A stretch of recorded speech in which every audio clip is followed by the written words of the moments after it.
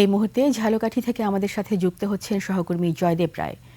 জয়দেব, ঝালকাঠিতে ওসমান হাদির বাড়ি কি অবস্থা দেখছেন? তার স্বজন পরিজন এলাকাবাসী কি বলছেন?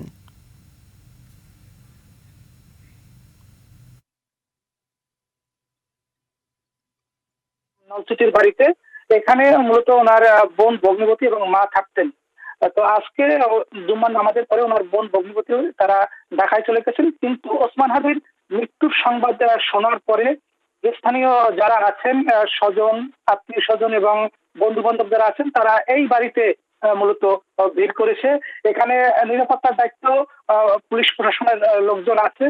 আর উনি মূলত এখানে লেখাপড়া করেছেন নলছিটি একটি মাদ্রাসায়, তারপরে দীর্ঘ সময় কাটিয়েছেন নেসারাবাদ মাদ্রাসায়। উনি ছাত্র জীবনের বেশি এই সময়টাই নেসারাবাদ মাদ্রাসায় উনি সময় কাটিয়েছেন।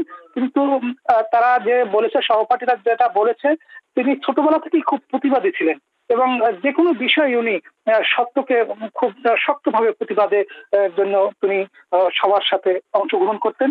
এছাড়া এখানে যারা আছেন বা স্বজন বা আত্মীয় স্বজন যারা আসতেছেন, তারা সবাই বলতেছেন মূলত ওসমান হাদির আহ, মুখখানি একবার দেখার জন্য তারা মূলত সবাই দাবি করেছে।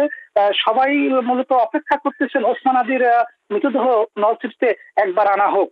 ওদিকে ওসমান হাদির যে গ্রামের বাড়ি হারিটানা, আম, হারিটানা গ্রামে, সেখানে তার বাবার কবরের পাশে অনেকে দাবি করেছেন তাকে সমাহিত করা হোক। মূলত এখন পারিবারিকভাবে সিদ্ধান্তের পরে জানা যাবে আসলে তার দাফন কোথায় হবে।